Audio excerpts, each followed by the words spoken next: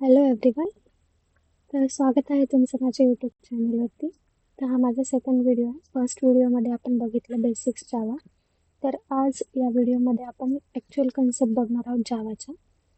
जसं की तुम्ही बघत आहात स्क्रीनवरती मी माझे नोट्स शेअर केलेले आहेत. तर तिथे जावाच्या नोट्स आहेत. तर त्यात फर्स्ट कन्सेप्ट आहे फ्लो चार्ट. तर फ्लो चार्ट म्हणजे काय? एखादा टास्क आपण फर्स्ट व्हिडिओमध्ये बघितलं प्रोग्रॅमिंग लँग्वेज म्हणजे काय? Set of instruction. तर मशीनला आपल्याला सेट ऑफ इन्स्ट्रक्शन द्यायचे असतील तर त्याला स्टेप बाय स्टेप इन्स्ट्रक्शन दिल्या पाहिजे.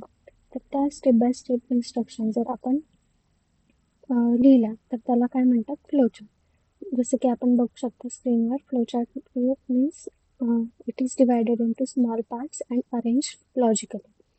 आता त्यात काही वेगवेगळे कॉम्पोनंट्स असतात. फर्स्ट स्टार्ट किंवा एक्झिट. स्टार्ट किंवा एक्झिट असेल तर अशा प्रकारचा सिम्बॉल आपल्याला यूज करावा लागणार. सेकंड इनपुट किंवा आउटपुट. त्यासाठी हा रोम्बस यूज करावा लागेल किंवा पॅरलेलोग्राम. नंतर प्रोसेस. त्यासाठी रेक्टँगल आहे. डिसिजनसाठी डायमंड. तर एक ॲक्च्युअल प्रॉब्लेम आपण जर कन्सिडर केला की इथं कुठला प्रॉब्लेम दाखवलेला आहे? Addition of two numbers. तर ॲडिशन ऑफ टू नंबरसाठी आपल्याला काय काय लागेल ते सगळं या फ्लोचार्टमधून दाखवलं. जसं की स्टार्ट करावं लागेल पहिल्यांदा. त्यानंतर आहे इनपुट. दोन नंबरची आपल्याला ॲडिशन करायची असेल तर त्यासाठी आपल्याला दोन नंबर इनपुट करावे लागतील. तर जसं की याच्यामध्ये लिहिलेलं आहे इनपुट ए अँड बी आणि त्याची काय करायची आपल्याला सम. तर ते आपण कशात लिहिलेलं? रेक्टँगलमध्ये. कारण ती एक प्रोसेस आहे म्हणून आपण ते रेक्टँगलमध्ये लिहिलं sum is equal to A plus बी.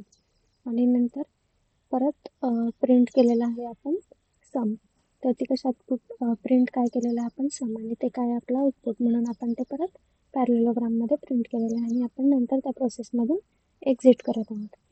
तर स्टेप बाय स्टेप इन्स्ट्रक्शन आपण एखाद्या मशीनला देणं त्याला काय म्हणतात? Programming language. आणि ते आपण फ्लोचार्टच्या मदतीने आता पाहिलं. तर सेम तुम्ही ट्राय करा.